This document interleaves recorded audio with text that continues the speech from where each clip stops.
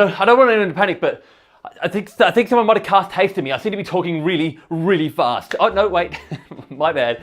I always talk fast. But March is coming up awfully fast, am I right? Like faster than one of those speedy little green dudes. And you know what we're getting in March? Well, Japan is finally getting the answer to a question that we've all been asking for a long time. What came first, the chicken or the egg? And it turns out it was the chicken. The chicken is coming on March 20th and the egg is coming on March 29th. Now, while Japan celebrates the fact this game is coming out so soon, here in the less Japanese part of the world, we're still left wondering when exactly it's coming out. They did give us a window of winter 2019, but that ship is sailing pretty quickly, and if they don't jump on it soon, it's gonna leave them behind. Now, if I had to have one guess as to what's taking so long, I would have to say it's re-recording all the lines. Obviously, doing all the voice dialogue again that goes throughout this game. It needed to be done, by the way. It was a little bit dated and wasn't the best. It was funny though. But re-recording all those lines, it takes some time. So I think that's where their time's going and maybe why this release date is being pushed out a little bit. So today, what are we exactly talking about? Because we're probably over a minute in now and I haven't even said the name. Chocobo Mystery Dungeon Everybody, which is another silly long name. We seem to be getting a lot of them lately, but the game's pretty exciting to me and I just want to talk about a bunch of the details we know about it. I am talking about it from someone who's played it before because this was originally a Wii game and now it's been ported over to the Switch. I guess it's joining the rest of those Wii U games that made their way over. Now, the first thing here that I'm kind of crossing my fingers happening, come on Square Enix, you can do it, is the physical release. Japan is actually getting a physical release. Of course, we don't know whether it's coming to the rest of the world yet. We can only hope, but yeah, Square Enix are kind of hard to predict with this type of stuff.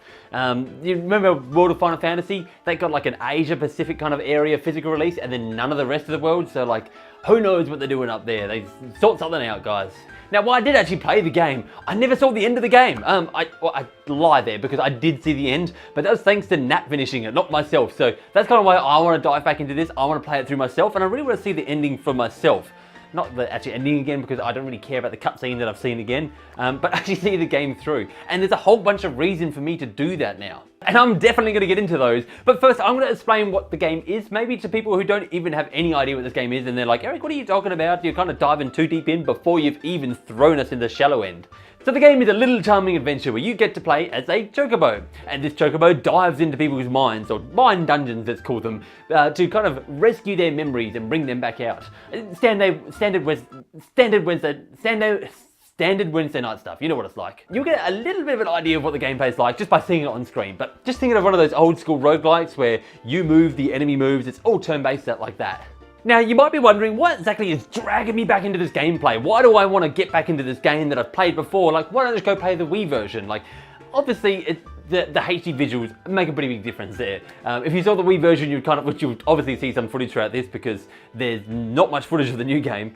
But if you saw the Wii version, it's a little bit rough on the eyes. So jumping into this new version certainly is pleasing. The other difference here though is that it actually has a whole bunch of extras in the game. The first of all is like this 2-player system that they're calling the buddy system. Befriend monsters with the buddy system. Sorry, I had to imitate the guy. The buddy system. What you actually do in this buddy system is you get to take monsters from the dungeons as well as people from the towns into the dungeons, and the second player is going to play as them. They're going to be able to slay monsters with you. Now, the way it actually works is a little bit tricky here because, as I mentioned before, every time Chocobo moves, the enemy moves. So it's like turn for turn, and that's how they base the turns. Like, you can take as long as you want for your turn, but as soon as you do, the enemy is going to move as well. But the second player, so the person who's either playing as the monster or the townsperson, every time they move, nobody moves. So they just move around freely as they want. They can't pick up items and do stuff like that, but they can still flank the enemies, and the enemies can't fight back until Chocobo has taken his turn. However, they don't just get unlimited attacks. They just can't keep throwing attacks at the enemy. They only get one attack kind of per Chocobo attack. So it's not that OP. It's totally OP, but it's not that OP. To capture the monsters, all of these is apparently defeating enough of that same variety of monster, and then eventually you'll be able to like have them on your party. As far as the townspeople, I have no idea how to bring them. It's probably just like do enough of the game or something like that. But I mean, who knows at this stage until like some more non-Japanese gameplay actually comes out. I can't say. Just to hark onto this 2-player for one more second here because I'm definitely pounding this one into the ground. The game was actually known for being quite hard, and this 2-player mode I think is going to help alleviate that a little bit. And that's part of the reason I'm looking forward to getting back into it, because it was quite difficult to get anywhere in the game without either doing a little bit of grinding or using some items. Also, can we just talk about the amount of games that seem to be doing this at the moment? Like, I thought it was a Nintendo thing up until now, but like, you know, games like Pokemon Let's Go and a lot of the Mario games, they seem to have a second player in there that just makes the game easier. And now it seems to be a Square Enix thing as well. Although I should definitely mention that the second player, if there's not a second player, there's still someone running around there in the map. They're just CPU controlled. Continuing the reasons to jump back into this game is the new classes they've added. So they've added a few more here, like there is a Beastmaster, a Red Mage, and an Engineered looking one. I'm not 100% sure if that's actually what they are. Again, it's kind of hard when there's not much out in this on English, on English. But in case you're wondering what the classes are, when you go into a dungeon, when you go diving in, you choose a class at the start to be that class throughout that dungeon. And so like, yeah, obviously you've got your standard White Mage, Red Mage. I'm not going to go through all the classes of Final Fantasy. Ugh. Now, I figure some of you, or you know, honestly, probably most of you, haven't played this and might want to know some more reasons to actually dive into this in the first place. A few things you should know here is that, first of all, if you're into old school Final Fantasy games, you're definitely going to recognize a lot of the soundtrack to this game. A lot of them are remixed of old school Final Fantasy tunes. I personally haven't played a lot, I've played a lot of them, but I haven't played them to the finish, to the end part of the game. Struggling tonight. But yeah, you're going to recognize a lot of the tracks, and they're really good music, so you're definitely going to enjoy that. Another really cool thing the game actually had that, you know what, I'm not 100% sure whether this is coming back. It'd have to be back in some form, but I don't know the form it might take. It's the mini games. These are all really cool. Some of them really cool, some of them are a little bit annoying. But the reason I don't know whether they're coming back is they use motion controls. And I hear what you're saying, Eric, the Switch, it has motion controls, buddy. And yeah, I know.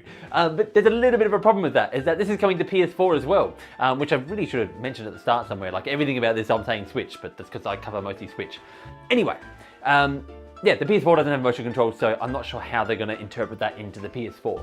The other reason you might be interested in this is if you love little charming games that are just worth your time, because this is one of them. Just things like when you go to the bank, there's these two chubby chocobos, and they're just awesome. And I won't go into Dungeon Hero X, but he is a really cool cat. I know Moogles aren't cats, by the way. I'm aware of that, okay. Also, when they redo the voice lines to this, I hope they don't lose the charm of the voice actors, because some of it, like, yeah, it was a bit rough around the edges, but it was so charming. Like there's an old mayor dude who's just like, oh, who's after a jolly good time? My name is Mayor Gale. Oh, where are my manners? I am Gale, the town's mayor.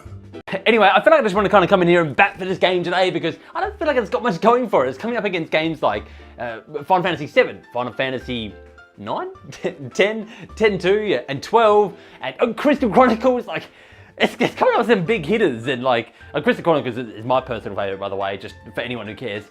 But these big hitters coming up against this little game, I don't think it's got much going for it. And like personally, I definitely excited, and I definitely want to pick it up. And I just wanted to give a little bit of a shout out towards it, so that maybe people who don't really know much about this might be like, maybe, you know, maybe. And I completely respect people that are just like, this isn't for me, because this game sits down a dark alley that like not a lot of people want to go down. It's a hard game, it's a roguelike, an old school one. So I can completely understand why you just wouldn't want to dive into this game. And like, so I can respect that, I can respect you, and I can respect the fact that I'm out of things to say. So remember, for great Nintendo entertainment, you can count on me. Now, there's one thing that I just have to talk about on today's end screen, and it's not my hair. I know some of you want me to talk about that.